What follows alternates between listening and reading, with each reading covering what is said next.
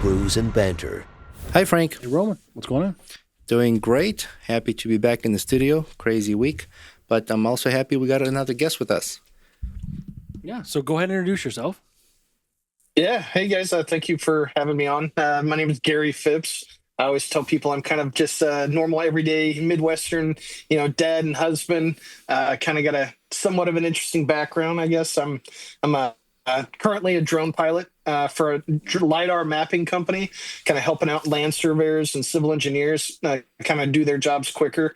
But other than that, I like to write. I'm really big into guns, and I got a military background as well. So, yeah, thanks for having me on. Yeah, Awesome. Thank you for joining us. Thanks for service. And do you want to start? Go ahead. Yeah. So thank you for your service. But so Well, we'll get into that. But it's you ever watch Oak Island? Oh, I've heard of it. I Yeah. haven't watched it. It's some show on TV, but they use a lot of LiDAR stuff like that for like Really? underground. Oh, yeah. I watched that. And I mean, LiDAR is used for tons of stuff like that. I mean, down in South America, they use it for finding hidden temples.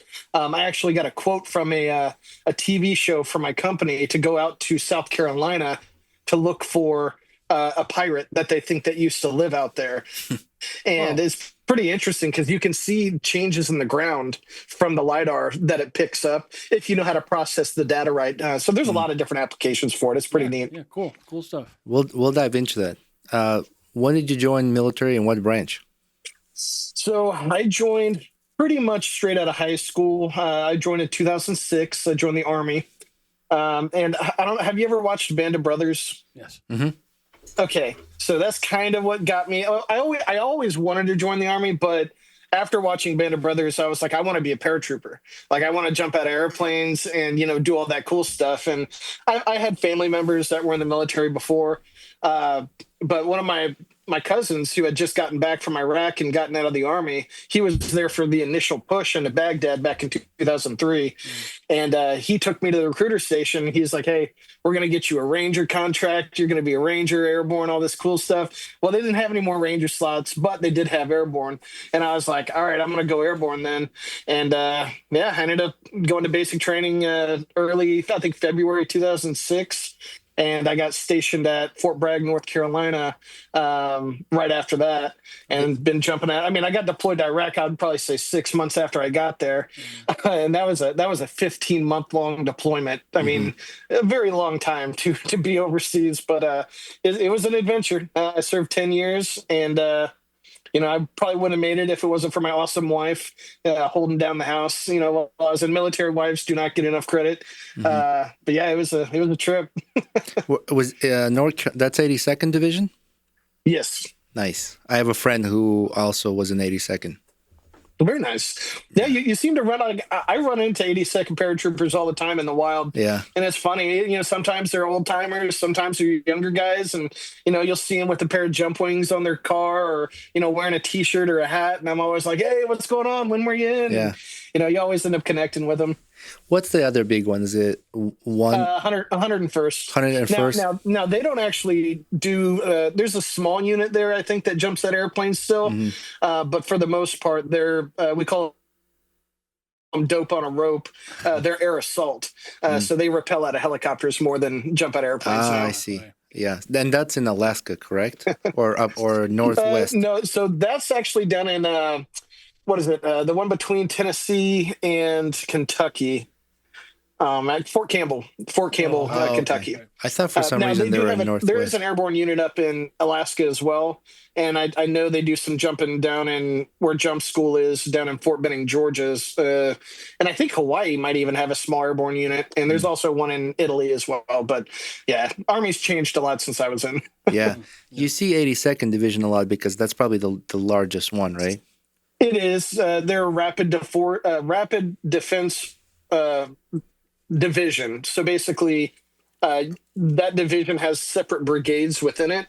And usually those brigades are on a rotation where if you're on the ready brigade, you can be deployed anywhere in the world within 48 hours. So if there's an emergency where they need combat troops, that brigade is literally keyed up and ready to go to put their parachutes on and jump into another country across the world and stay there and fight if they need to. Sure. Yeah. That's probably why they got to train more soldiers in that division, just for that expedited it's pretty deployment. intense. Yeah, it's pretty intense there. It's its own city, like a lot of military posts. Hmm. And I always tell people it's like modern day Sparta. Like if you're living on Fort Bragg and you wake up in the morning at 6 a.m., you hear special forces and airborne soldiers running down the street singing songs about killing bad guys right next to where kids are getting on a school bus. Bye, Dad. And they're, it's crazy. It's a different world. My brother did 10 years in the Marines and then 4 reserve, and yeah, we went down to. He was stationed in South Carolina, and what's the name of the station? Camp Lejeune? Camp Lejeune. Thank you. That's where the boot camp was, and then he was stationed maybe North Carolina after that. But it's a big state. It's like a city. Like they have their own municipality. I think they have their own like. They have their own fire stores, departments, yeah. shopping centers, Yeah, post yeah, yeah. office, everything. Same Yeah. schools for kids, and Oh yeah. that was interesting. Yeah. But so, is the Army why you got into drones, or was that something different? Actually, the Army is kind of why I got into drones. I mean, I think me naturally, I probably would have eventually gravitated towards drones. But whenever I was in the Army about 2008, my first sergeant came up to me at our unit and he goes, "Phipps, you're going to Fort Benning for drone training." And I was like, okay. So I got voluntold to go down to Fort Benning to get trained on these drones. And it wasn't like big time drones. These are very small hand launched drones meant for reconnaissance, because that's what we were. We were a recon unit, Okay. cavalry scout. And so I went down there and got qualified on it. And I never flew it in combat. I assisted guys who flew it before I got trained on it. But it was fun to do training with it like that in the field. And then yeah, that's kind of what led me into my job now. They see it on my resume. Hey, he used to fly drones. Maybe he'll want to do it, professionally. I was like, all right. How different are those drones versus like the consumer version of drones that we buy now? Very, very different. I mean, you could buy similar drones kind of to what we used in the Army. I mean, it's going to be expensive. The payload's the most expensive part on it. The type of camera you have. We use FLIR technology, which is kind of like infrared. So you can see the heat signatures on the ground and stuff, which you can get now. You can get thermal cameras for drones on the civilian market. You're just going to pay a pretty penny for it. But most of the drones in the civilian market now are quadcopters instead of fixed wing. Now, there are also fixed wing, but most applications for drones are going to be, four separate blades running at the same time. And the ones you use in the military, are those, I might not have the term correctly, are those the ones that they're not as automated as more like civilian friendly, I guess, where you can leave it hovering? You actually have to control their elevation, rotation, all that stuff? Yeah, so the ones that I flew, it was called a Raven. I forget the actual nomenclature for it. But the Raven was... I mean, you're flying it. It does have modes on it where you can set it to loiter and it'll like stick in a certain area and fly. Like if you just want to monitor, one specific grid square, you can set it to do that. But I would say more civilian drones are more maneuverable, I think, than what the Army ones are now. I mean, I guess it depends. Army's got I think now today they have like 20 or 30 different kinds of drones that they use. So I'm kind of out of the loop. Yeah, and the technology changes. I was thinking of those drones that they use for like racing and competitions where they just fly through. Those are FPV drones. FPV drones. No, those are insane. View? Is that what it is? Yeah. First person view. Yeah, and I have a couple buddies that are into that I work with, and I mean it's amazing what those things can do. I haven't gotten into it just yet myself, just because I don't really have a need for it. It'd be fun, but I got other stuff to blow my money on at the moment. But we're looking. I don't know. Yeah, yeah, like drinking, which you're not supposed to do while flying the drones, especially commercially. Good to know. But that'd be fun. I'm assuming you're 107 certified? Yeah, Part 107, absolutely. I was a step away from that. So I got into drones too, but more like, civilian versions, like DJIs or Yeah. DJI Mavic Pro I had. That was my first one. And Nice. then I wanted to go into using it for professional, like for like construction and stuff like that. And I went and took courses on how to be on the construction site and measure a pile of gravel, for example. Volumetrics. Yeah. Or we talked about flare too. Nice. And I don't know, I got so much going on with my business, but my friend really got into it and took off. And he was our guest on our show. His episode is coming out soon too. But the episode will be out. Yeah.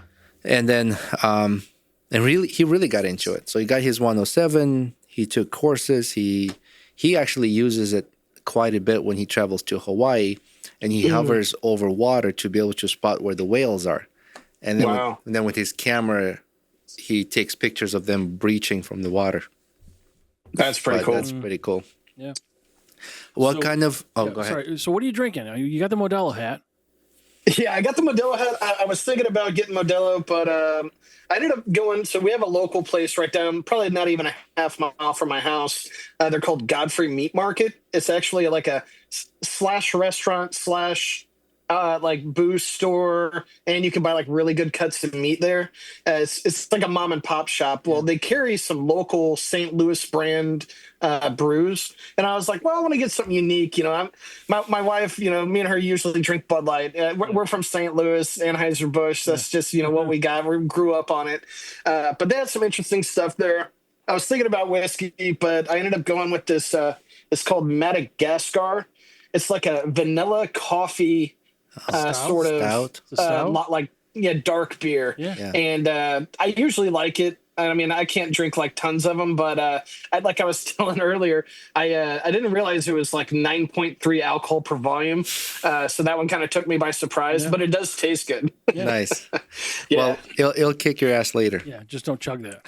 Yeah, so it's made by a company called Four Hands Brewing, Cool. and they're actually based out of St. Louis, and they have a huge selection of different crazy beers that they make. So if you ever go to like fourhandsbrewery.com, they got like a huge amount of stuff that you can check out. And I believe you can order it from them too, but they're a good local brew. Yeah. Nice. We can check that out. Yeah. We like all those local all those, the mom and pop shops, all these things we try to support also. Yeah. You know, the chain restaurants don't need us. No. But it's nice to see those small shops supporting local brewers, and they put their beer, Yeah. and that's nice. When you took on, well, till this day, how long have you been running your drone business? Well, so I'm actually working for a company out of Texas. They reached out to me and was like, hey, you want to fly drones for us? And I was like, all right. So they had me come train with them for about, I would say, 6 weeks. I was down in Texas, and they taught me the ins and outs of LiDAR and photogrammetry, how to fly properly. I got my Part 107 while I was down there. And so I've been with them, I think it'll be 3 years this September. And it's been a wild ride. I mean, Nice. I get to travel quite a bit. Yeah. For my job. I'm basically in charge of the entire East Coast when it comes to providing services for our customers. So anytime, whether the job be in Pennsylvania or South Carolina, I hop in my truck, drive all the way down there, spend a couple days there flying the site, and get back home. And what kind of clients are these? Sorry. So these are mainly land surveyors and civil engineers. Sometimes, like recently here locally, I had a client this land surveyor had a client who is a big deer hunter, and he owned a couple thousand acres, and he wanted to have photogrammetry taken of his property before all the leaves came, so he could see where all the game trails were, Right. so he could plan hunting parties with his buddies. And that's not cheap. This is like almost a $10,000 job that he's paying for. So I go out there and spend about 3 days flying the site for him, and they're going to build him a nice map for, him and his hunting buddies, and he's going to put it up in his hunting shed, and they can plot out where they're going to go. Boy, that's dedication. So right it's there. 10,000 because the size of the land? So acreage comes into play. The type of drone that we use comes into play. Distance from my home base comes into play, and how long it takes for my back office to process the photogrammetry. A lot of that kind of all comes together. Our quoting process is pretty I guess, in depth as far as trying to save the customer money. But, it also has to be, worth it for us as well to get out there. So, Yeah. How long does it take to process that? Like, what is that turnaround time? Like, when you're done I would shooting? say, my data guy, I think it took him the first 700 acres took him about, I'd say, 48 hours, and about the same for the second. Yeah, that's Yeah. not bad. I'm thinking it's like, weeks or something. I don't really know. It depends on who you are. I mean, we hired a really good guy. Actually, I recruited him. I used to be a recruiter also. So my company had me looking for this guy that we needed. And he's like a wizard when it comes to manipulating a LiDAR and photogrammetry from drones. I'm so glad we have him because he makes magic happen. Sure. Yeah, perfect. Do you guys incorporate AI into processing? Not yet. I've been to a couple conferences. I was at the Vegas conference. It's called Geo Week about a year and a half ago. And some companies are starting to push out software where they're trying to utilize AI more. But when it comes to photogrammetry and LiDAR, there's a lot that it can miss or misinterpret. And it almost takes a human eye to really figure out what's right or wrong sometimes. I mean, I think even if AI gets really, really good at it, it's still going to take a trained eye to at least glance it over and make sure that there's no issues with it. I think we'll have to do that for a little while. Actually, this is interesting. I went to my dentist at an appointment, and then they did x-ray of my teeth, and then their AI software instantly starts evaluating the images, the Wow. x-ray from the dentist, and then point out a few things that like possible cavity or whatever coming up on this tooth or this tooth, and then deformity on this tooth or whatever. So That was just your face, the deformity. yeah. I'm glad that's the only place they stopped. And then the dentist was kind of reviewing that, and and she was like, okay, this tooth is actually fine, it's just that shape, so dismiss that. The other thing, she looked into it, she goes, oh yeah, I can see where the cavity could be coming up in this area. So there's this medicine they apply to reverse the process. And she was like, yeah, we're using AI. It's amazing. And I think That is crazy. I haven't ever heard of that. That's neat. Some people don't know how to interpret their lab results from the doctors. And they'll take that and put that into the AI. I did that recently. Oh, really? Yeah. So I was I have sleep apnea, and I hadn't been using my machine for years. Well, I started having these weird heart palpitations, and so I went to the doctor, and I was like, "What's going on?" He's like, "Well, let's get blood work." So they gave me blood work, and they came back with all this stuff, and I didn't know what to make out of it. And I told my wife, I was like, "You know what? I'm going to run this through ChatGPT and just see what it says." It told me all kinds of stuff, and then from there, I asked it, "What vitamins can I take to help offset some of the issues?" It gave me a list of like take garlic, take this, take that, and so now I'm taking it, and I feel a ton better. And also, the sleep apnea machine actually works wonders. If anybody has been hesitant, if you snore at night and you're not sleeping good, it'll literally save your life. Yeah. That's good. Yeah. When you get that analyzing done by AI, whatever it spits out, just kind of run it by your doctor just to verify. Oh yeah, Yeah. absolutely. And I told him that I did that, and I told him, I said, "Hey, it told me to take this, this, and that," and he was like, "Yeah." He said, "That sounds good," and I was like, "Awesome." Yeah, it sounds good, but I'm still going to charge an office fee. Yeah. Well, if you went into the office. Right. Oh, whatever. They'll figure it out. Well, they have other ways. Some doctors do telemedicine. So some of those things, if they don't require you to come into the office, some doctors might offer, oh, that's not important. It'll be cheaper if I just do telemed, and we can just review that, and I'll tell you okay or not okay.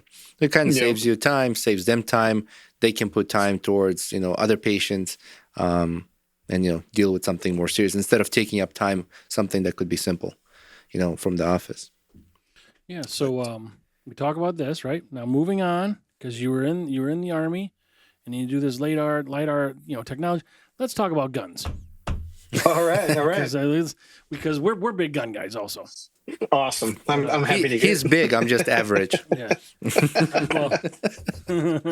So yeah, we know a little bit about them. We've got, in New York, we've got all these regulations. It's ridiculous, even for ammo. Just buying the ammo. You guys probably can get it at your meat market there next to that big cut of beef, right?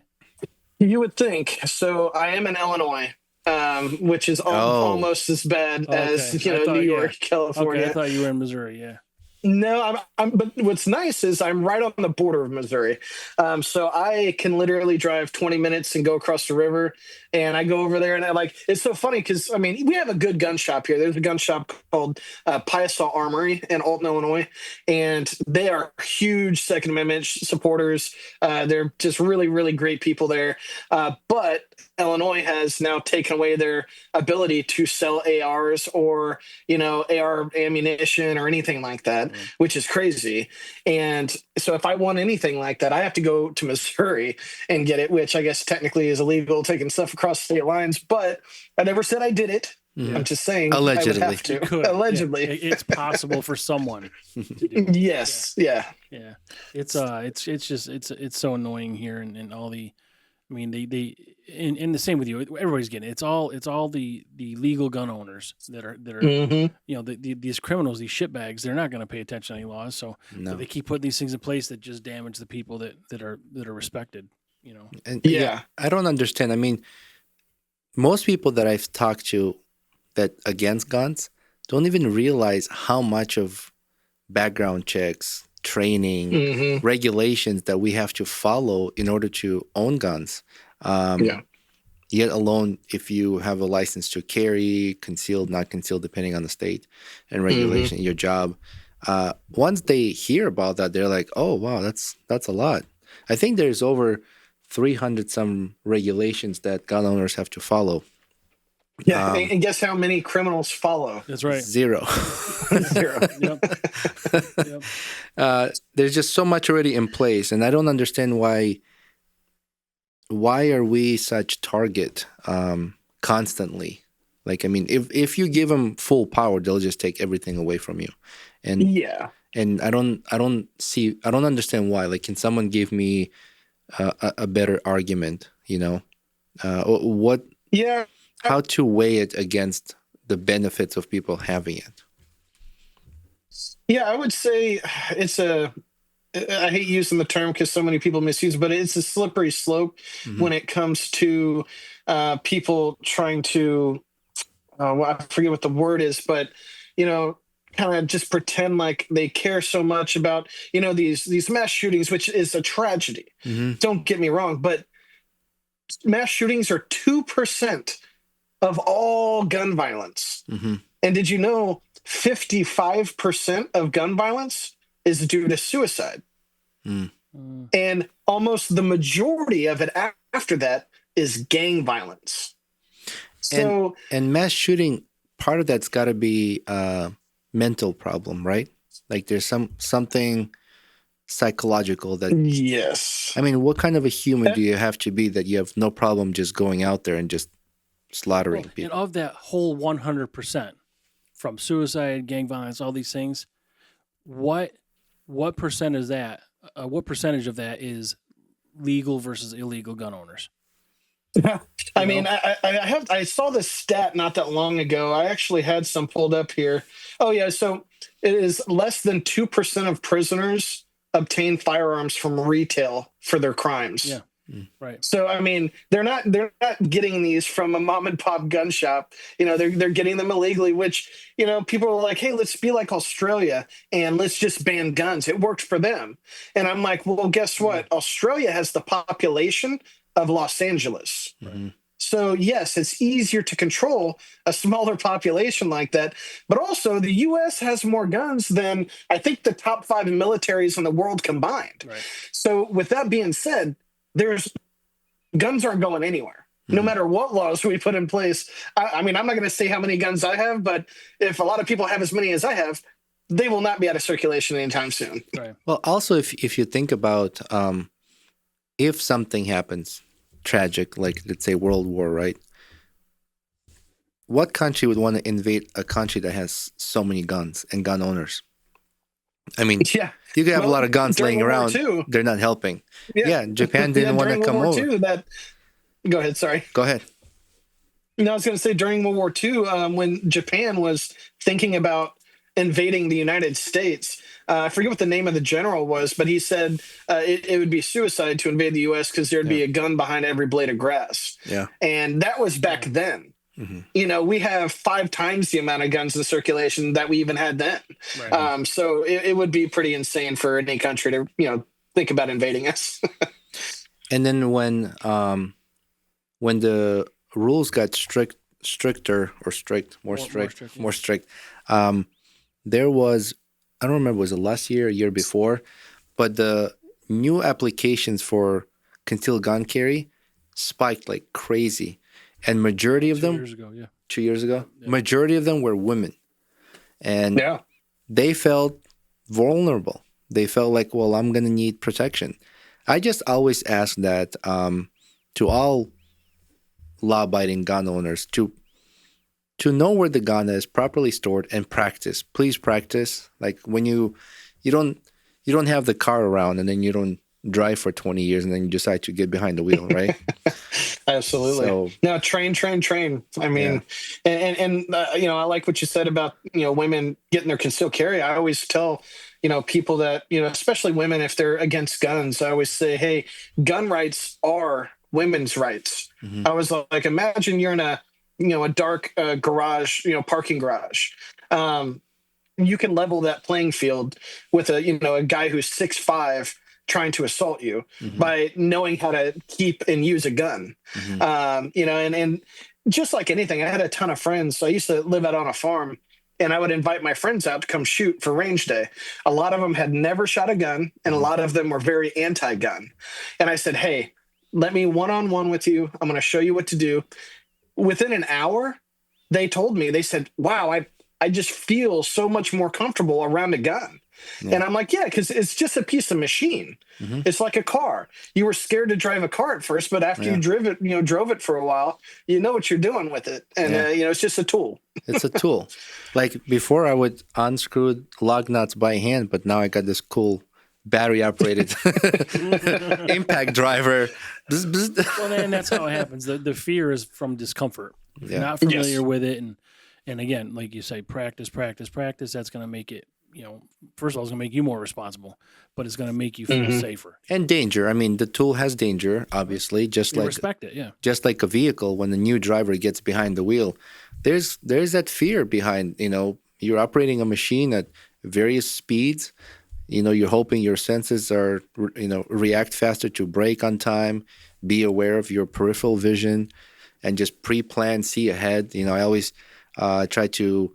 Anytime I had a friend or someone I was teaching to drive, I said, you already know what's happening in front of you. It's like a muscle memory. Look ahead of that car. Are they braking up ahead? Look ahead of that turn, you know? Be prepared for that, because what you already saw, it kind of like registers like a memory. Your mind, Yeah. like on a motorcycle, when you ride a motorcycle, When you drive the motorcycle. I corrected myself. When you ride a motorcycle, when you lean into that turn, you're not thinking about that turn. You're looking at where the turn ends. And that's how you properly ride the motorcycle. You don't think about right in that moment where you are, because that is already registered in your head. You already know when you're going to come back up, but you need to see ahead. So it's kind of the same thing with vehicles and guns. My biggest fear with carrying a gun would be shooting a bystander, right? Like I've researched what is the best ammo that's been tested, Jill tested, FBI tested in their labs. What is the best round that stops within that 10 to 12 inches so that it does not... Talking about going through people. Yeah. In a self-defense situation, you obviously want to use a hollow point round to make sure that round stops inside the body of the attacker and does not exit. And so for a while, I was training how to defend myself. First thing, like if the attacker wants to grab me or whatever, I'd like to kind of go back a little bit, maybe knee down and shoot at an upper angle, just in case I either missed or the bullet went through him or it just hit his jacket. The projectile of that bullet is an upright as opposed to plain level where they could be bystanders, right?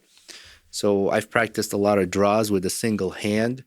So if an attacker is attacking me, I can stop him for a second at least and do that kind of like a wheel over clothing with the draw to practice one-hand draw. Those seconds really count in a life or death situation. And especially if you're in the place where you're inside a home or a room and you're trapped, and we don't have a castle law here in New York. So if you have a means of escaping, Egress, yeah. You have to take, Yeah. that's the priority. And that's fine with me. Like, I don't want to take anyone's life. Bad guy, not a bad guy. If I can avoid it, I'll avoid it. But if it comes to the point where, well, it's my life or your life, I want to live, you know? Yeah. Well, And- if my family's in my house and I have somebody breaking in, I mean, sorry, they're going away. Different story. Yeah. Well, you guys probably have castle law, right? You know what? That's funny. I really don't even know if Illinois does. Well, I'll tell you one thing about me. Illinois, yes. So I'm a libertarian, I guess, by nature. I'm not Republican, Democrat. I used to be more. I'm right leaning libertarian, I would say. But I'm also a fan of. I'm gonna do what I have to do regardless of the law, because I'm a sensible human. So, I mean, one of my sayings is I'd rather be judged by 12 than carried by 6, and that goes for any situation. So, I mean, I'm gonna do what I'm gonna do, and I'll accept those consequences. But at the same time, when it comes to things like risking my family's life, I don't care what the law is. Yeah, in the right world, that'll all settle itself out anyway. Exactly. It's going to be a longer process, but still. Yeah, I think in that Yeah. situation, when you're defending your life or your loved ones, you forget about the laws. Oh yeah. that's not the priority. So you're also. Go ahead. Sorry. No, go ahead.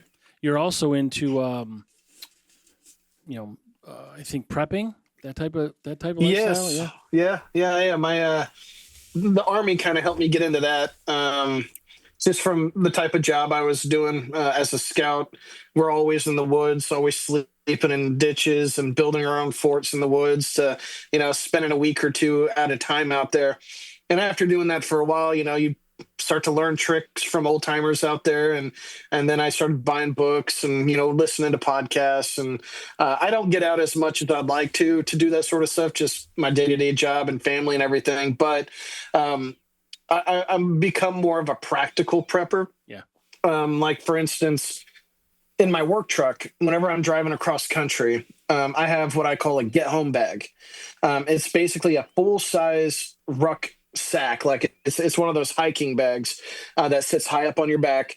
And I have spent years picking and determining the type of equipment and items that go in it that could help me. Let's say an EMP went off, which actually is more of a threat than people think. People hear EMP, oh, that's conspiracy theorists. An EMP would cripple our entire country. Right. And it's crazy. But if anything crazy like that happened and I was, 4 states away, what do I need to get back home to my family?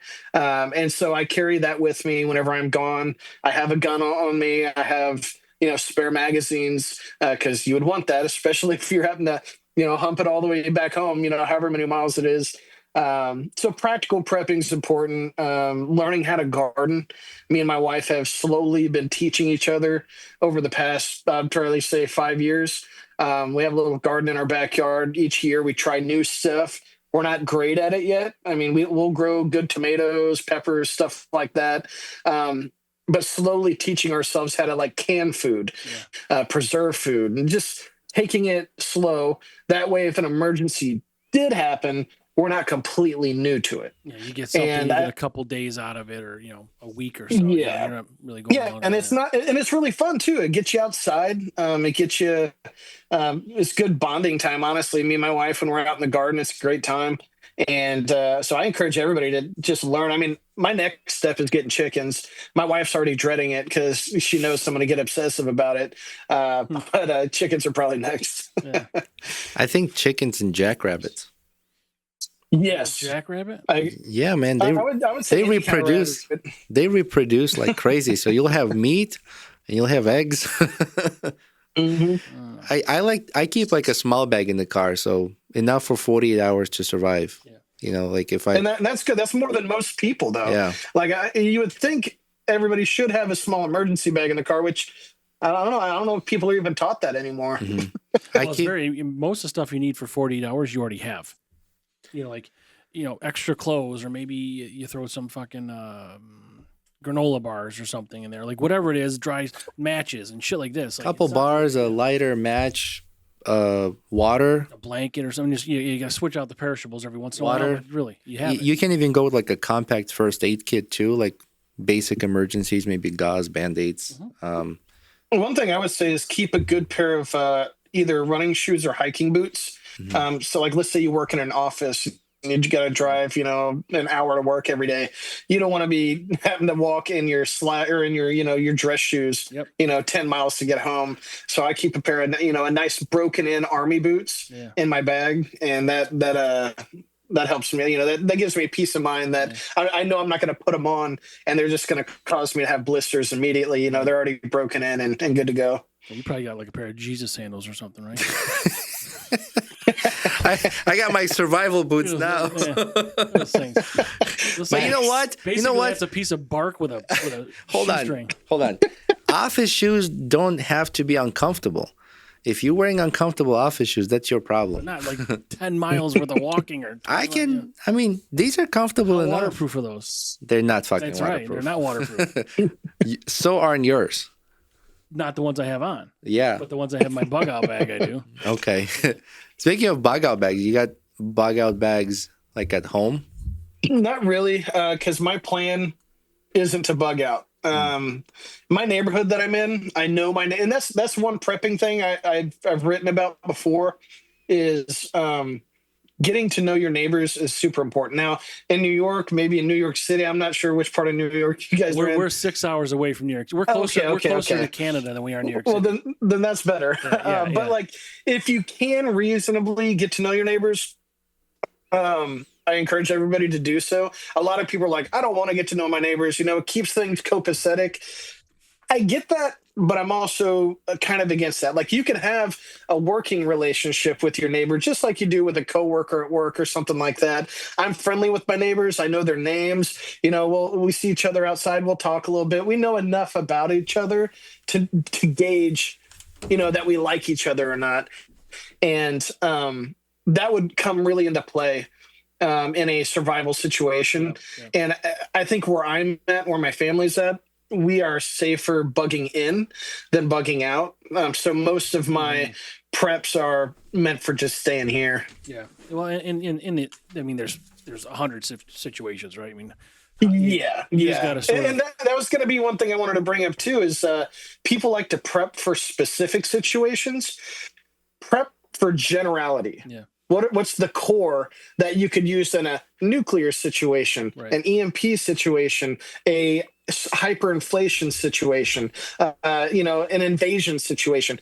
You're going to need food, water, medical, shelter, tools. Tools is another thing people don't think about. Yeah. You need a shovel, buckets, things like that.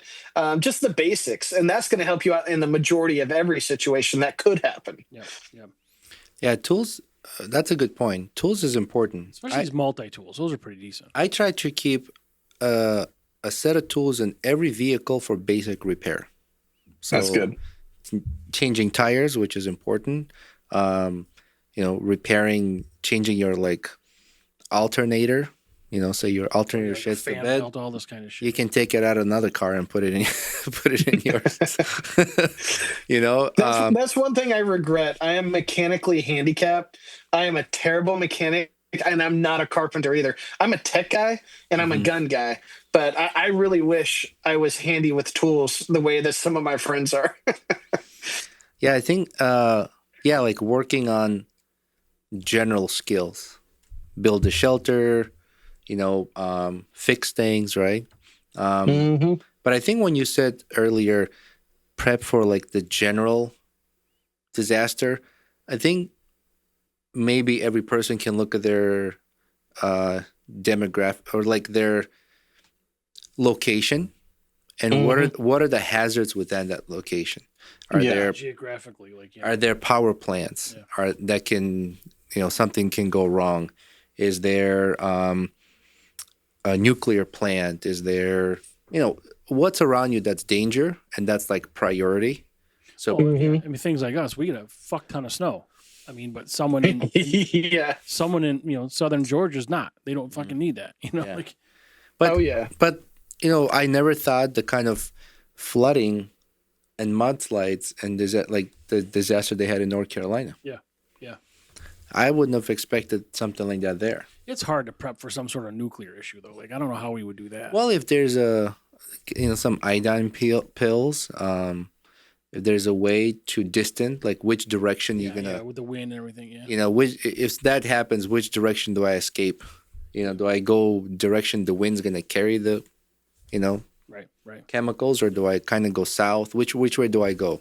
Evacuation routes. I guess like things like that, floods.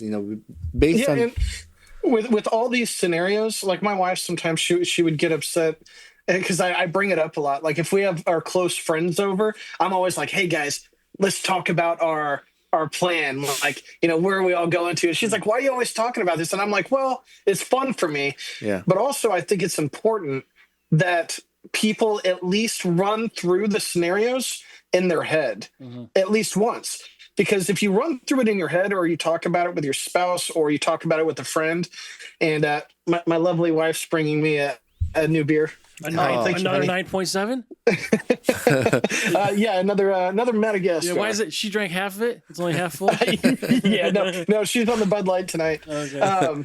But what I was saying was, actually, what was I saying? Where was I? About talking to your friends, just get them thinking about it. Yeah. So running through a scenario, no matter how ridiculous or niche it might be, that at least prepares you for if it does happen. You'll be like, I've already ran this through in my mind. Like I know what I'm gonna do, instead of, oh my gosh, I'm in this situation for the first time and I've never thought about this. Yeah. So it's good to have fun with it, like run through scenarios. It doesn't make you paranoid. It really does. It's more pragmatic than it is paranoia. Yeah. Right. You'll eventually kind of develop sort of like a muscle memory. And when you're in a situation where you don't know how to resolve it, you will be in that shock period longer. And then when you snap out of it, you're like, okay, well, now what do I do? Yeah. Versus, you try this once a month, once every 3 months or whatever, you at least have some basic.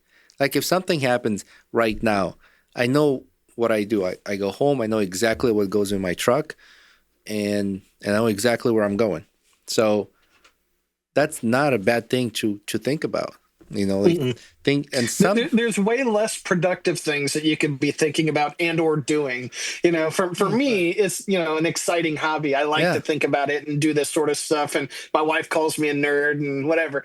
But at the same time, I'm like, you call me a nerd now until you need it. Well, that's what I was going to say. Nerd is not a bad word. Damn it! No. This is one of those things that you hope you never have to use, but the one time you use it, it's priceless. But you can try that. So we go camping often, and I enjoy it. That's the way for me to bring. Roman brings ether and Vaseline in his camp bag. Yeah, anal beads too. And then you lucky I'm not telling you what goes on in your It's the tent. best sleep I've ever had. Woke up a little sore. Yeah. Speed bumps.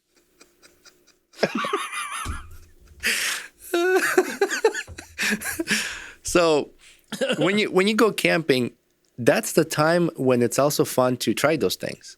Like you're going camping, you're packing the car anyways. Let's see how fast can you pack it, right? You get to the campsite. What do I like to do with my son? I would say, okay, no matches. We brought some things to start a fire. Let's try to start a fire. Bow drill. You can use a bow drill. I've never used the bow drill, but I use where you scrape the stick with like Magnesium with a.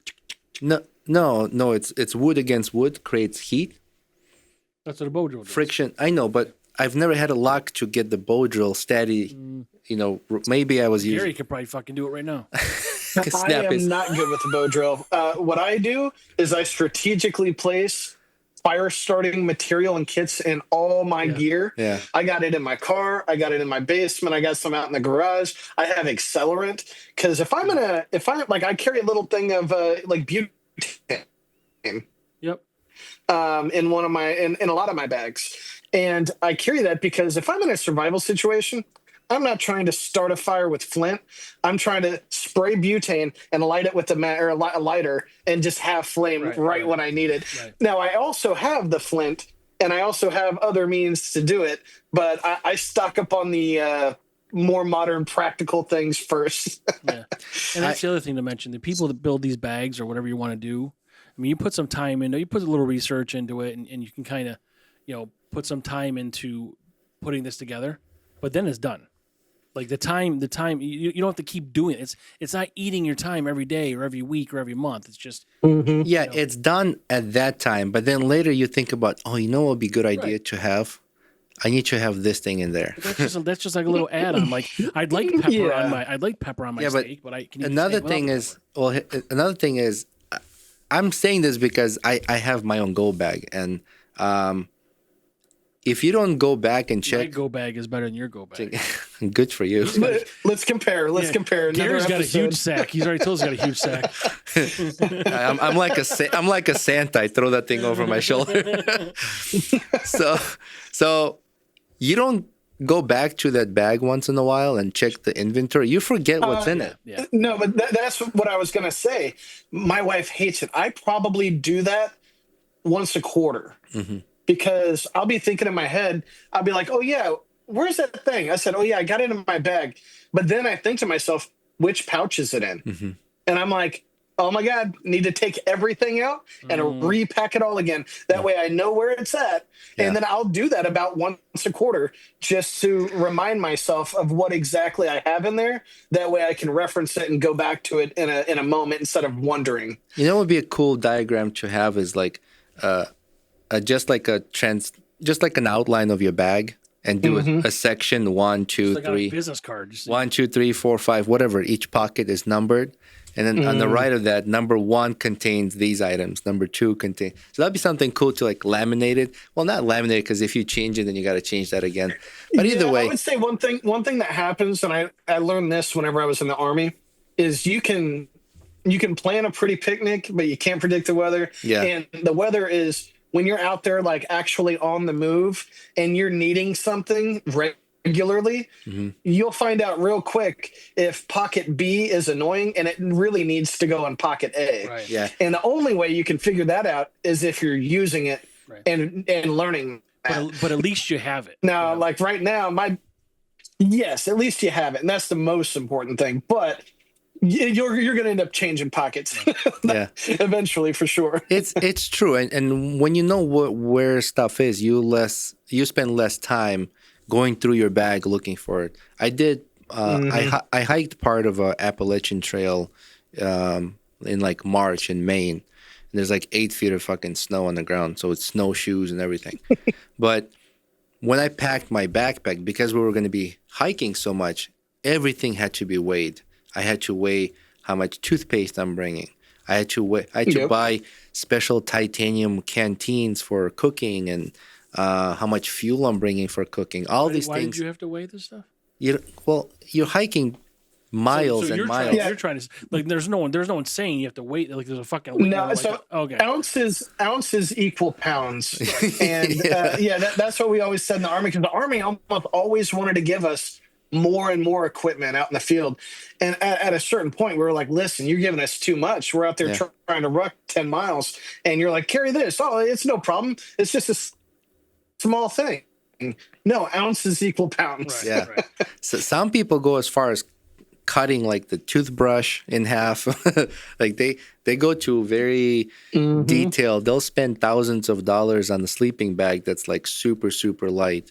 I didn't go that far, but in my mind, like, okay, we got 26 miles to hike in snowshoes, deep snow. I don't know what the weather condition is going to be, so we had to prepare for like negative 40, negative 50 degrees. At one point, we found a lean-to where we stayed the night, and when we woke up in the morning, the entire lean-to was covered in like icicles because from our breath. and there was a lot of condensation. So when the sunlight hits it, it's like a la la land. It's like your lean-to is like bedazzled or something. It's like shiny everywhere, everything, sleeping bags, everything. So quickly, you build a fire in front of the lean-to, generate some heat, and hang your stuff to dry for a little bit before you hike again. But yeah, what I was saying is basically when you go out doing outdoor activities, that's a fun time to practice some of these, survival skills, something you read in the book, something you're talking to somebody about. And it's fun. Like, and if you have kids, it's a fun thing to learn. Just even maybe it's a useless skill you're going to have, but once in a while you could be like, hey, I know how to do that. So yeah, Roman mentions, writing books. And I know you do that as well. Yes. A little bit of writing here and there. I don't know. I think I might have froze a little bit. Can you hear me? We can hear you now, yeah. Oh, hold on. Gotcha. Yeah, you're there. All right, cool. No, were you saying about writing? I said, Roman mentioned reading this in books and some of these ideas we can get for, preparing yourself. But I know you also write a little bit, but I didn't know what that was about. What subjects, if it's a prepping piece or something else. Well, it started out. I wrote some prepping articles and like what you should have, what people should bring, but then it kind of branched out into short stories. I'll do fictional short stories. There's actually a website called Readsy, and they do these contests, these short story contests, and they'll give you a prompt. It'll be like, write a story about somebody who has a magical power, and it has to be 1,000 to 2,000 words or something like that. And so I'll do these monthly contests, and I'll also write like op-eds. I'll write articles on just something random that comes to my mind. I'll be sleeping and next to my wife, and I'll wake up and be like, I'm going to write a little thing about that. I think it'll be fun just to explore that idea. And, my website, I don't sell anything on it. I don't do anything. It's kind of just like a self-promoting, like a pet project that I have. And I don't know why I do it, but I just enjoy writing articles. I've written a couple things for like smaller publications out there. But really it's just a fun idea, and hopefully people enjoy what I write. Mm-hmm. Anything's been published that people can find? Nothing that's, well, if you go to Readsy, readsy.com, they have like contest stories. All mine are on that website that I submitted to them. I also have a handful of things that I published on my website, gary-phipps.com. And it's under articles and stories. I write about everything from like hotel deaths to that feeling you get growing up as a young man when it's time to leave the nest and go, like your call to adventure. Like, do you guys remember that? Like growing up and you reach a certain age where it's like, it's time I have to get out there and do something. Like you almost feel like a pull. You spread your wings. And I was, yeah. And so I thought about that, and I was like, I want to write about that. I was like, nobody talks about that. And I think it's very different for guys than it is for women. Like, yeah, women have a need to go out there and pursue their own passions, but something about being like a young man and having to go out and prove yourself it's all I know. So I was like, I want to write about that. And, hopefully people can relate. Yeah. Like you said earlier, the adventure part of it is maybe what sparks the curiosity and fun part. You know what? You're drinking beer and I need to refill. Mine's empty. Yeah, he's on like number I need to grab one. Hold on. Yeah, I'm on number 2 of a 9.3 alcohol volume beer. So the website's Gary-PHIPPS. Yes, sir. Yes, sir. That's fine. So yeah, I just want to make sure people. Yeah, I got articles on there. I got just a little bit about myself, kind of a short synopsis of my life story on one of the pages, and some photos that I've taken in the past. My website needs a ton of work. I run the entire thing, and I've just been piecing it together as I go. And any podcast that I'm on, I put it on the website as well, under my podcast section. So But yeah, that eventually, I want to do something else with it. Maybe sell T-shirts or something. I don't know. Yeah, yeah. that other website archives the stories, so you can like go back and read your stories. Reedsy, you're talking about Reedsy? Readsy. Yeah. So yeah, Reedsy. Yeah, REEDSY. And now it's Reedsy prompts is the where you go if you want to like see the prompts and submit to the stories. But I believe the Reedsy website itself, you can probably search it. They have like 4 different kinds of sections to their website. But if you're just like an amateur writer and you just need ideas or you just want to see where you stand against other writers like yourself, it's a really easy platform. And to submit a story, I believe it's $5 to submit a story for the contest. And if you win $200. And if you lose, well, guess what? Your story gets published on their website. Mm-hmm. Right. Win-win. You ever had ideas for a book? I've thought about it in the past. I've thought about, I mean, I wouldn't say my life story is, super like it's going to be a blockbuster movie or nothing like that. But like I grew up as a pastor's kid. Whenever I was a young kid, my aunt and uncle adopted me. They were pastors. My mom and dad were on drugs and alcoholics. And, growing up in that environment was different. And then I ended up joining the Army. That was different. Getting out, I became a technical recruiter, worked in a high-rise building in St. Louis wearing, a suit and tie.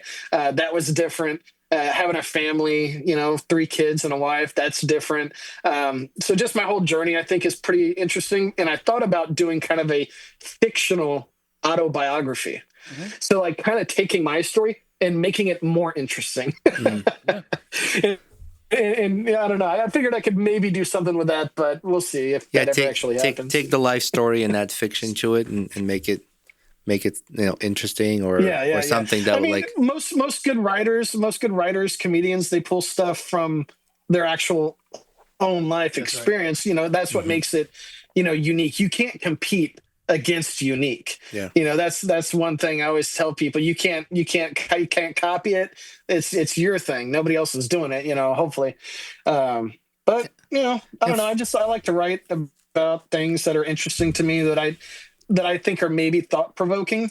A lot of the times whenever I write, I'm kind of a psychopath on social media. I post a lot of crazy stuff. My friends and family are like, "Why are you like this?" And I'm like, "I don't care. I'm just me."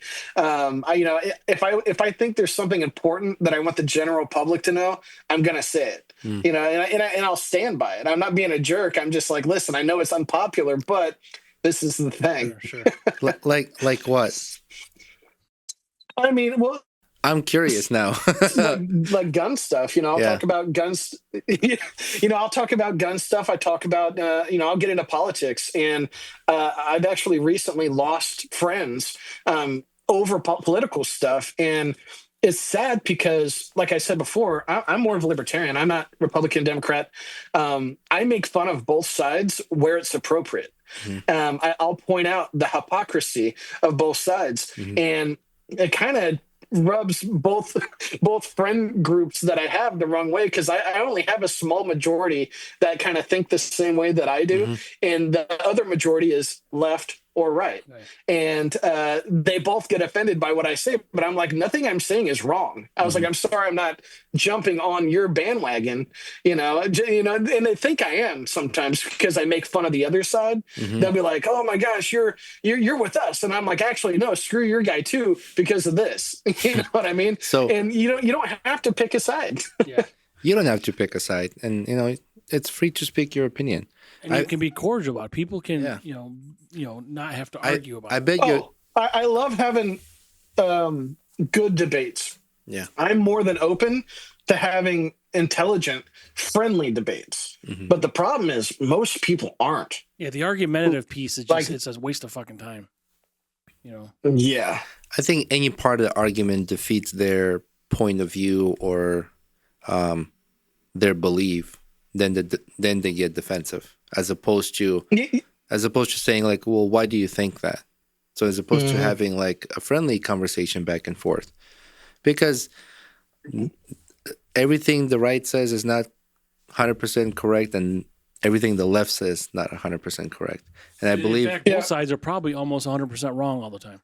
And Yes. I And believe, one of my favorite sayings is if you believe 100% of your side and 0% of the other side, you're being manipulated. Yeah. yeah, Like, I mean, that's it should be an obvious thing, but I unfortunately have tons of friends who are very, very brainwashed by their political party, and it's sad to see. I try to break them of that, being like, "Hey, look at this, look at that," and they almost like it. I mean, it feels good to be a part of a team or a tribe. That's just how we are as humans. Yeah.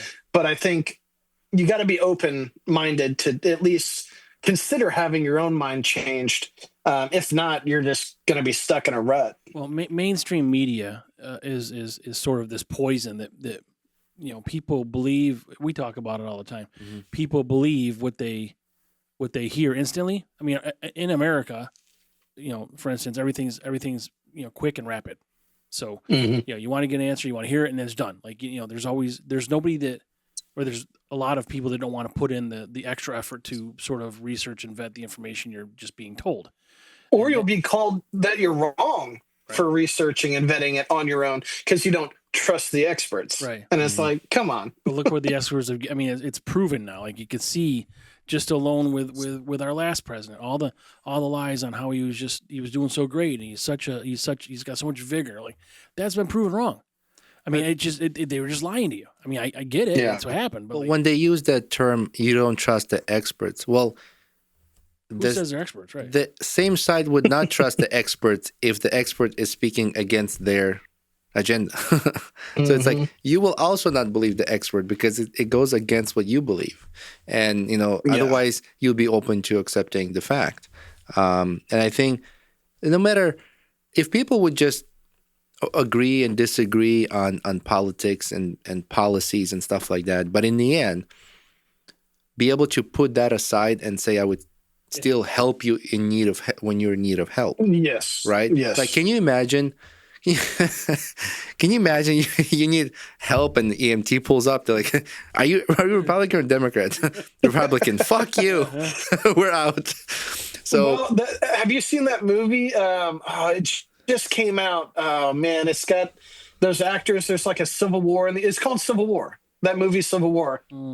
I've seen it. I've seen it. It had that guy with the sunglasses, and he got the AR, and he goes, "Well, what kind of American are you?" Yeah. I saw that. Talking to those people, and that seems crazy. It is crazy. But honestly, in the not too distant future, if politics in this division continues like that, I mean, that could be a reality. Yeah, you could run into somebody, a military member or somebody, and they'll be like, whoa, I'm American. Well, what kind of American are you? Yeah. Like, which side are you on? I believe there should be differing opinions. There should be at least two sides, yes, or many sides. All of that is okay. It's how you interact with each other and then react to whatever you're talking about. That is the problem. This division is just terrible for everybody. Yeah. The opposite views need to be there because we need to check ourselves, right? Because if one side dominates and says this is how everything is, then you lose freedom. I think you lose. Well, it's like political apartheid. You lose control. Yeah, and then you are easily casted away as soon as you question it. I think religious people who have friends who are atheists need to be able to get along. People who are Republicans and Democrats need to get along. I always think of that way.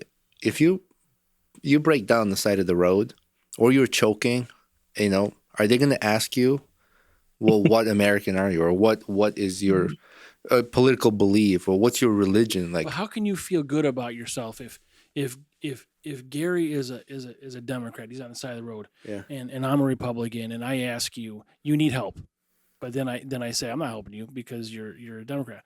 Like how you see a Biden sticker or something. But how does someone feel good about them? How would someone feel good about themselves doing that? Like I could not help someone. I don't give a shit if you're gay or straight or not or any political party. I just don't know how you could do that as a person. Yeah, I don't. I mean, unless you're a complete shitbag and I think you're gonna fucking kill me, then I'm not helping you. Yeah, but, But if and you can joke about it too. Like, let's say you mentioned Biden sticker. Like, Yeah. all right, let's help you, and you can crack a joke about it. But it's like you're still there. You still care about humanity. You still care about this person, a stranger you don't know, and you're willing to go out of your way to help.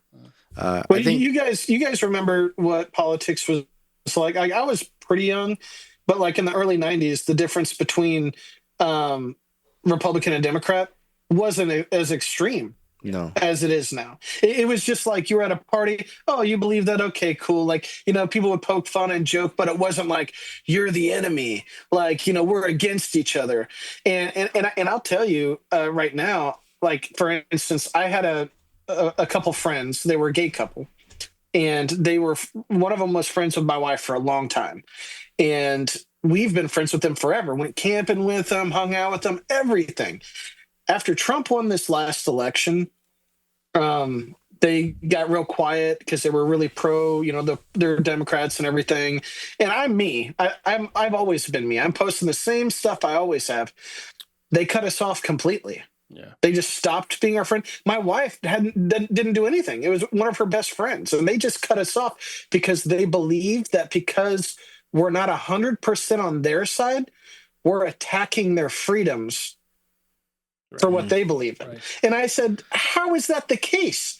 I was like, I didn't even vote for Trump. And I was like, what are you talking about? But that's how delusional people can get with politics. Right. And it literally ruins friendships. It ruins families. And I'm like, why be like that? Like, I love you like you are. Don't hate me because I'm not 100% on your side. That's right. Right. Yeah. And if you're attacking their what do they say, freedom or? Yeah, well, they think, they say basically because I'm not 100% against Trump, that I'm against, maybe gay rights. Yeah. Well, and I'm like, how is that? But then when they say that, they're attacking your freedom of speech. So exactly, if they react that way, then your freedom gets attacked as well. And sometimes, maybe if you're upset with your friend or you cut ties because of political beliefs, I hope at some point, you grow up and be like, hey, that was kind of fucking stupid. Can we just be friends? I hope that's the case because we really enjoyed them. They're really good friends if they listen to this. Yeah. You guys are great. I don't know what I did to make you mad, but, come back. We like hanging out with you. Yeah. Well, that's it. I mean, I don't understand how you throw away everything you had based on one other thing that happened. I mean, if that was the case, none of us would be married. Like everybody gets in an argument with their spouse. And something that you're just gonna throw it away and you're fucking done. I mean, and something you have no control over, really, or that doesn't matter. Yeah. Like, why does it matter if? Okay, you know what? You're right. I hate everything about Trump. Can we be buddies again? I mean, what the fuck? What changed? I know. Yeah. And I even wrote him. And because he kind of went cold silent, and I was like, "Hey, man, what's going on? I miss you guys' friendship. I'm sorry if I hurt your feelings." I was like, let me know. Didn't respond. Didn't do nothing because they're brainwashed, and it's sad. Yeah, that is. It's like manipulating a kid. It's easy to manipulate a kid because you tell them a story that will make them happy and they like it. And we're all for protecting gay rights, and we don't want anyone's freedom to be taken away. And I'll even listen to you. Like if they're your friends, like have that conversation.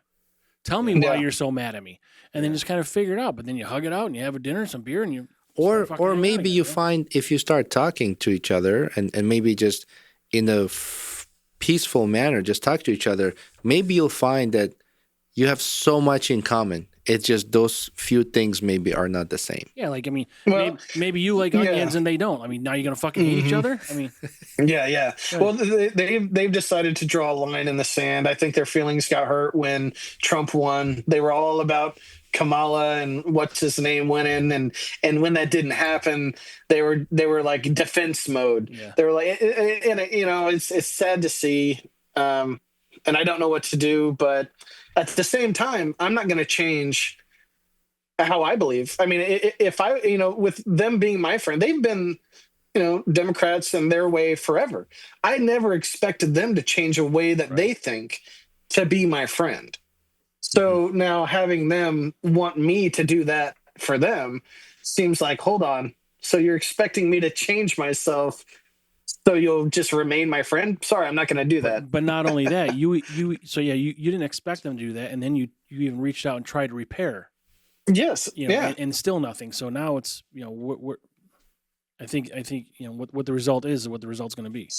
Yeah, it is, unfortunately. But I mean, just be a good person. That's all you can do. Kill them with kindness. Yeah. And that's the best way, I think, to handle people like that. I'm hoping with more independent media, and more honest reporting, this divide can slowly go away, because divides created when a large exposure has control, right? So if I have control of all major media outlets, it's easy for me to manipulate a large group. Oh yeah. Well, it's follow the money, right?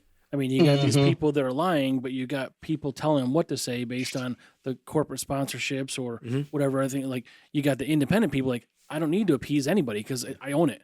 Like, it's mine. I could do what I want. I don't have to say what these shareholders want and like all that stuff. So and more people are, I think, seeing that. I mean, obviously, a lot of people listen to Rogan and they talk about it, and that's his magic sauce. Is really what it is. Nobody controls what he says. Yeah. Or what he does, and at least that we know of. And I heard people talking. These leftists were like, "Where's our Joe Rogan? Where's our version of that?" And he was their version. He was their version like 3 years ago. He was. Yeah, he got red pilled. Yeah. But I think he still is. I think he's in the middle. He says he is. If he hasn't said it out loud, but I believe he's more libertarian than I believe anything. it. I believe it. But I think he's got a lot of leftist views and whatever, but still he loves guns. He loves freedom. I mean, come on. I think his views are pretty neutral. And I think why he's being labeled more right is because of those few things. Because he had Trump on his podcast. That's why. He had. Yeah. He tried to have Kamala on, but there's rules associated with that. Yeah. My point was the left has too many stringent rules to where if you don't walk lock and step with everything that the majority of the left believes, they'll reject you. Right. And you're no longer on the left. They push you more center to right. And then it's like, why would you push me away? I'm trying to be nice just because I don't believe in 100% of what you're thinking. And that's what happened with me and my Democrat friends. Yeah. And I'm like, why are you pushing me away? I was like, this doesn't make your side look appealing. If anything, this makes me want to go more right than anything. So anytime you're arguing against somebody or you're trying to convince somebody, you don't want to come at them hot. You want to come at them appealingly, convince them. Don't demand it. Right. Or don't argue against them, but argue about an issue. So I wouldn't want to argue well, you shouldn't be that way. You shouldn't do this. I would be more like, well, it's not fair that we all have to do this, or it doesn't include everyone if this is the only way people have to act or behave. Like, I hate cancel culture. Like, what the fuck is that? Like, why do people get to control because you said something that somebody doesn't agree with? Well, okay, well, don't agree with him then. But why create these groups to go and destroy someone's business that creates jobs for thousands of people? Just you're affecting people. Like, you think you're doing something good by cancel culture. It's like okay, if you don't like what he said, then fine, don't eat his food, their food, or don't buy their clothes. That's fine. But why create this false narrative? Yeah. Not only that, but why create this like exposure of like, okay, everybody, let's make sure that this person gets fired. Like, it doesn't. It becomes cool to hate on a person or thing because your team is against it. Yeah. It's like, oh, look at me, I'm drawing swastikas on Teslas. See how good of a Democrat I am. Yeah. That's silly. Or some people, that's for them to be noticed or have the loud voice and be heard, and just like, you're destroying other people's life. They didn't destroy your life because you didn't like what they said.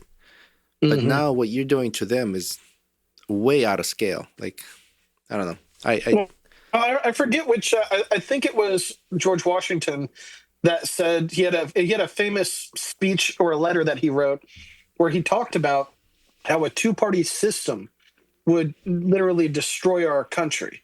He was against a two-party system. He didn't want parties running against each other. It should have been independents running against each other was it forever. was the phrase a house divided within itself will collapse or something like that? I think that was Lincoln, I believe. Oh, Lincoln. Okay. But Washington did have one that he talked about before. It was more in depth. It wasn't just a short quote. I forget what it was, but I mean, we were warned about this multiple times from our founding fathers. Yeah. Of how this would be a bad thing, and it sucks because, like I was saying, I'm a libertarian. The libertarian to get into the ballots in all 50 states is extremely hard to do. To get on the debate stage is extremely hard to do for a third party. Like literally the two parties have almost a monopoly on that debate stage. It's hard to get anybody else up. It happened with there. Gary Johnson, right? And yes, Right. yeah, like Gary Johnson, that was kind of I think a fluke almost, but like I voted for Joe Jorgensen a couple years ago, and she was a libertarian candidate, and I'm a big fan of voting with my morals than I am with the lesser of two evils. And I don't care, I know they're probably going to lose, but at the same time, I'm not going to be responsible for, this jerk that gets, voted in that does this terrible stuff, no matter who they are. Yeah. That's just my view. But they need to change things because they know that two-party system, they can control it. If they get a really pragmatic, well-spoken person with these views that the majority of the country can agree on and steal these voters away from the left and the right, it'll be problematic for them. And they like having this division because they can play off that. They've done it for decades now. Well, So it's like, what do we do as the individual voter to change that? Well, and there's nothing we can do because once you get to like a Gary Johnson, all they do is change the regulations now, so they don't allow you on the stage. But what you need probably is a president, either blue or red, to switch their party affiliation while in office to get some notoriety for, that would be nice. for a third party system. How would that work? I think you can do whatever Well, the fuck you want. you would have to get rid of PACs, though. You would have to get rid of all these different PACs that are donating all these millions of dollars, make that illegal ahead of time. I mean, a lot of the stuff that Trump's doing right now, I like. He was talking about making it so members of Congress can't, trade stocks. Yep. That's great. What we need to also do? Term limits for everyone. Yeah. And that would fix things as well. But they don't want to do that. They don't want to let go of that power, left or right. And that's scary. Yeah, I call it a rigged game. You could be you could be a politician with good intent, good, morals and work really hard to get to that position. But once you get in that game, it's either you play the game or you're out. And I think it's simple as that. And the longer you stay, the more corrupt you are. And then you eventually get the disease and you infect it, and there's just no way out. The only way out is getting out of the politics. But then you think about everything you've invested to get to that point. Do you just let it go? I think Gary's frozen. I hope. Yeah, I was for a second. Oh, okay. I can hear you. There you go. So, and I've looked at some politicians that, kind of like just to see what their background was, where they come from. I know this is going to be crazy for Frank maybe to hear, but like where A or C comes from, like what she did to get to where she is, and she probably had good intent. But I think once she got into politics, she was automatically poisoned by this. Why is this tough for me to hear? I don't know. Just I guessed it. This she got good boobs. But you catch these politicians that when what their belief is and how they act, it's just so hypocritical. And it's all of them, right? It's not. Yeah, it's just like, well, you say this thing. It's like Newsom, like, oh, everybody stay at home, and then he goes to a French restaurant. Like, fuck you, man. Like it's stuff like that, or someone like Pelosi, like she's got these stock things that she's always up and she's always it's all just a fucking corrupt system. Like, but term limits would solve that, right? But Well, and like AOC pushing the Green Deal, but you driving a suburban V8 and you flying these planes. Like, where's your fucking Tesla or electric car? right. You know, just shit like that. You know, like if you're gonna preach practice, right? Like I want Bernie Sanders 32-hour work week. That'd be cool. Well, I thought he just said he bought like his Yeah, right? 32-hour Well, I exercise. mean, the people can see through it. Sorry. No, Go ahead. people can see through it, and that's what politicians think. Americans are dumber than what they are. I mean, they can see the bull crap, that's being said.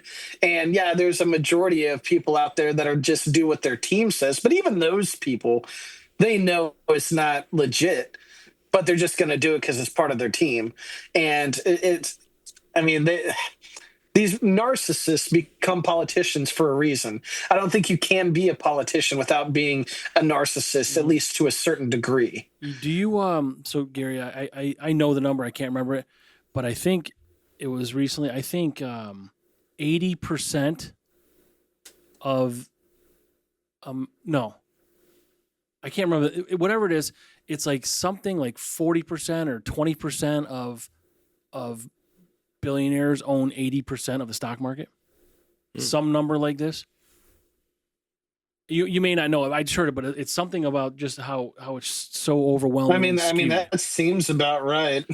But it's these things, like when you're making a couple $100,000 a year or whatever the salary is, and then all of a sudden these guys are all multimillionaires. Where the fuck did that money come from? Mm-hmm. Like lobbyists and all this other bullshit. Like, buying multi-billion-dollar yachts and maintaining them. Someone's greasing a palm, right? Yeah. Speaking of which, hey, Roman. Oh, yeah. This guy, man. Yeah, it's interesting. I don't know. It is what it is. We can't change it, but we can believe in what we believe in. Yeah, you can't change it, but make sure your go bag is organized. Yeah. Oh hell yeah, yeah. I mean, they can't take away what's in here.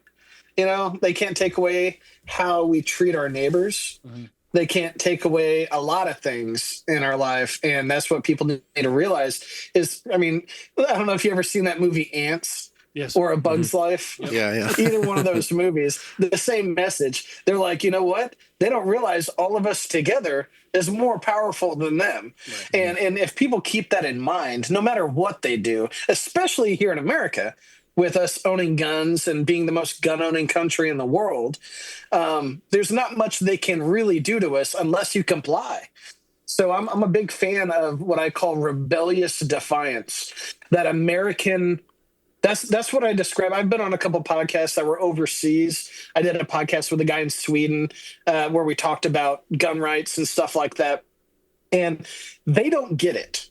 Europeans don't really get it. Most of them don't, of why Americans are like how we are. And I try to tell them it's a rebellious nature that makes us American. You try to tell us a rule, even if it makes sense to some degree, we're going to be like, screw you. Don't tell me to do what you want me to do, or what I want you to do, or whatever. And we're going to do what we want to do. And I feel like people need to hold on to that, because that's like really what makes us like American, I think. The rebellious nature is what beat the British. Well, a lot of exactly. A lot of this stuff. So you negotiate a contract. Like say you're in a union contract. You negotiate this, they want to take this. Once you give up something, you're never getting it back. Yes. And so, like, if we do that in America, we end up like these European countries. We're never going to get this rebellious defiance back. So you can't give it up now. There were a lot of laws in place that are still there, never been removed. Yeah. One of them was like illegal to have a lobster on your plate in the restaurant. Right. Like it's illegal to eat a lobster, and it's still there. I don't think the law has ever been removed. It's just not obviously enforce it. But I have friends at work who say the dumbest shit, like the stuff they hear about, like from the right, and the things they say. I'm like, you're repeating that almost word to word, the stuff I heard too. Yeah. I'm like, can you put your own fucking sense into this? Can you just spend 5 minutes of your own thought and just kind of process it? Well, And critical thinking is a thing that isn't taught anymore. Right. You know, it's sad. I preach this to my kids as much as I can. They'll like, I remember one of my daughters, she came home one day and she told me how at school in the morning they make them watch the news. And the first thing that I said was, which news channel are they making you watch? CNN. And she said CNN. And when she said that, I said, well, honey, I want you to make sure that you know not everything that the news says is true. And you need to think critically about everything that's said and not take everything for face value. And, you know, just letting them know that, because they're literally federally funded schools. If they want money from the government, they tell them, hey, you got to do these things. And little things like making them watch CNN in school, that's going to form how they think. I mean, that's a dangerous thing. I'm completely against that. I almost want to go into school and raise hell, but I'm, you know, not the kind of person. But being involved in the kid's life and teaching them critical thinking, I think, is huge. Yeah, I always try to teach my son to don't be afraid to ask questions. And when you hear something, give it a thought of the opposite view, you know, and then question it. There's nothing wrong with asking questions. And if somebody denies you that right, or somebody says don't ask questions, or you're too young, you don't qualify, don't listen to them. Then ignore them. Don't ignore them. Yeah, but I do that to you, and you call me an asshole. That's the response. Every time I say something, well, you always got to be blah, blah, blah. That's the response. That's why. So now my son will just call people assholes. Yeah, nice. You ask stupid shit. That's why. I don't ask stupid shit. You just said no questions are dumb. From a kid. Oh, okay. All right. We're going to pound Robert. We're going to say he's dumb. Gary, is there something that you wanted to mention we haven't talked about, bring up, we didn't talk about either, or something on your website? I saw there's one article you posted about the recent penis lunch. Penis lunch? Lunch like a rocket. Oh, launch. Yeah. Like yeah. Lunch. Who the fuck eat a Not penis? something you would eat. No. You would. No wonder. I thought you said penis lunch. Yeah. I was, I'm like, I don't want to eat that again. No. yeah, it was a terrible meal. I don't recommend it. It was Blue Origins. Yeah. So I space talked lunch. about it, and I was thinking about it because obviously a lot of people are like, well, this is dumb. A bunch of Botox celebrities going up in this rocket. You know, they're not actually astronauts. They don't even have helmets on. But I was thinking about it, and this is a precursor for what is to come as far as space tourism. Now, I don't know if you remember a couple years ago when William Shatner went up in one of the rockets and he did his thing. You know, that was probably the true beginning of it. But if you look back in history, when they first created cruise liners that went across the ocean, it was almost exclusively available to the rich and famous, just like how space rocket flights are now. Now, same thing with airplanes. When airplanes were first invented, rich and famous people could only afford it, or they got offered flights on it. You know, they were the first people to do it. And that's the same thing for space tourism. So eventually, my prediction is in the next 15, 20 years, space flights for tourists related activities are going to become cheaper. So I told my wife the other day, you know, we might be, you know, nearing our 50th wedding anniversary. And then, you know, I'm like, hey, babe, do you want to go to the space station for a weekend? You know, it's only $10,000. You know, let's do that. You know, instead of going to Europe for a week to go backpacking, you know, that's a possibility. And that's the difference between what Blue Origin is doing versus what SpaceX is doing. SpaceX is focused more on multiplanetary life, doing actual science.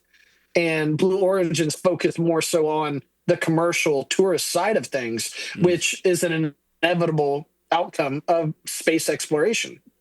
Right. Have you watched the show called For All Mankind? I have not. What is it on?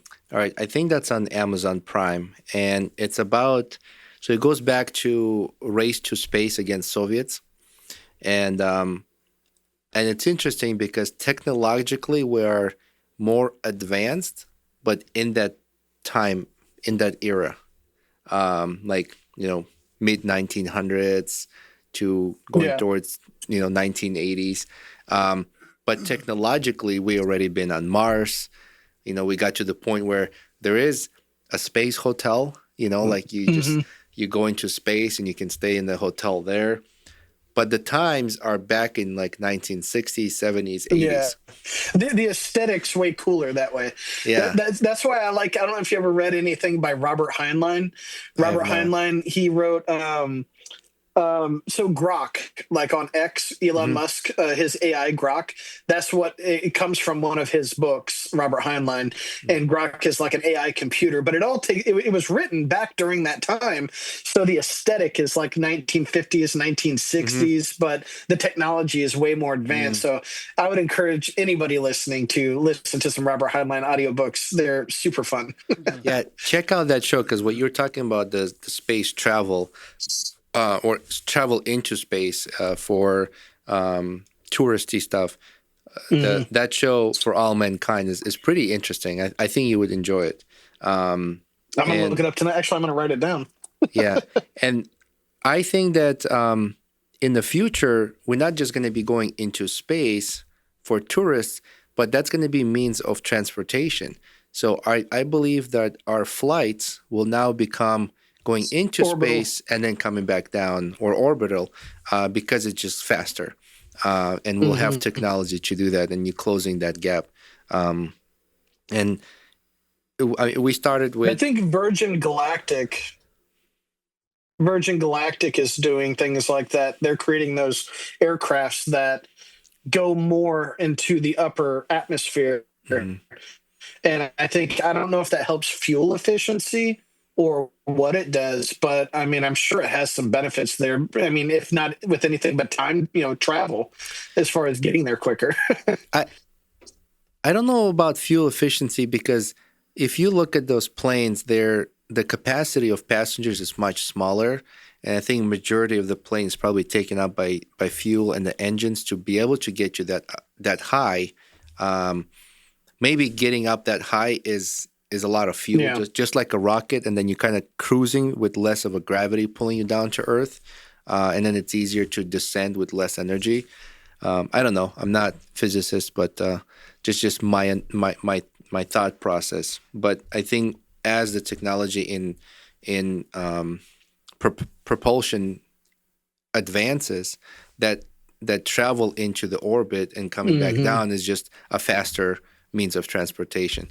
Um, what's the airplanes Yeah. that just. Especially with reusable rockets and things like that. And Boeing. Yeah, reusable rockets and like just oh yeah, yeah. Well, Concorde, I mean, they were discontinued because of. Sorry, I might be lagging. There you go. I think you're back. Can you hear us? Can't hear you. Nice. Yeah, I got you. I got Yeah. you. Um, Concorde was discontinued because of the You noise, still right? got me? Yeah. Nice. I was saying Concorde, I believe, was discontinued because of. Was it because of the noise? I don't know. I thought those were super cool planes. Hmm. Whenever they had them, I mean, they obviously, would go from point A to point B super fast. I'm Yeah. not sure why they discontinued them. I think it might have been like safety concerns potentially. So I was in France and we went to a museum, and I got to go inside a Concorde, and such a big Wow. plane. Such a big plane, but you look at number of passengers, it's not as many as like a Boeing 737, or it's half, if not a quarter, because I think Wow. a lot of the a lot of the space occupies engines and fuel tanks in order to be able to send that plane so fast. But with today's technology, I think it will improve, and they don't have to be just as big. Just like I think space travel will be done by nuclear reactors on board, because that's your long-term energy, right? I hope so. I'm a huge fan of nuclear energy. Hmm. I think with today's technology and the way things are going with that, nuclear energy should be looked into more. I don't know why it's not. I think people are obviously spooked out about it. But I mean, imagine. I mean, I've read enough science fiction books where they were saying, hey, you can put nuclear technology into a battery Hmm. this big and it would run your house for 100 years. Hmm. And it's like, why can't we look into stuff like that? And part of me thinks it's because of money. Hmm. You know, all these industries and sectors are reliant on us as consumers to pay them money, and they don't want that to go away. They just don't. Just like electric cars, they existed early 1900s, and you know, petroleum companies bought out the designs or rights to them, and it's in their best interest not to release at the time, because then that could affect the price of oil and profits. Well, Bill Gates has got this thing going on with like these really tiny micro Yep. reactors now. Like, Yeah, but all there. this technology is good for competition. Like, I mean, Yeah, there are companies when we talked to Paul on our show. I talked about this company in Europe that designed a modular nuclear power reactors, and the more the town or the city or the neighborhood needs, you add these modular cells with nuclear reaction to create more energy. And you know, our aircraft carriers are run on nuclear, our submarines are on nuclear. So if it's that dangerous, why would we put it in and surrounded by, Mhm. U.S. military? Yeah. Yeah. Yeah. No, we should use it more. Yeah. I think it would save us a lot of time and money. And it would just be more efficient. I mean, space travel, land travel, Hmm. everything, would be a lot more efficiently ran for cheaper. But that's the thing. They don't want it cheaper. Hmm. There's too much value in having the population controlled with energy bills and that income that they get from taxes and everything else. I think we're in a broken system. And I think that broken system needs, honestly, to collapse so it can be rebuilt correctly. As you run out of resources, you left with no choice. So maybe we'll reach that Yeah. point. Everything in our life right now runs on oil.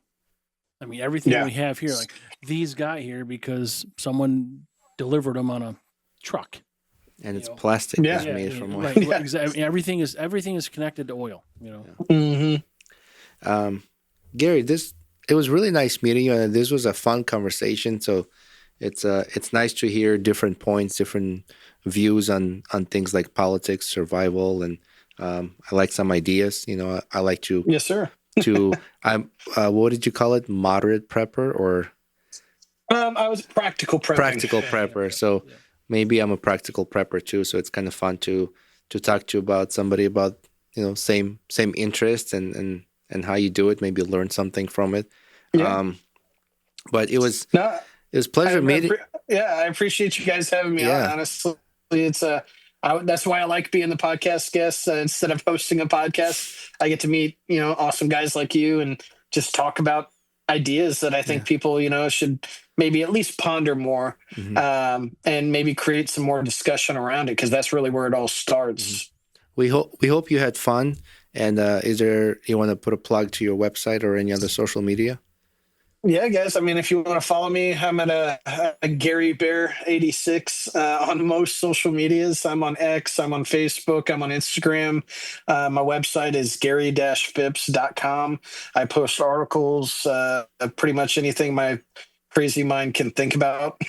I Mhm. put on there. Not a whole lot of videos or anything, but I write a lot of articles. So yeah, if you want to follow me. It's not all the you might not enjoy it 100% of the time, but it's me. We'll end this here, and then hold on, don't go away, Gary. follow us on Hop Top Network and follow us on all social media pages. Please help us get to 4,000 followers on Instagram, and we're still doing that giveaway.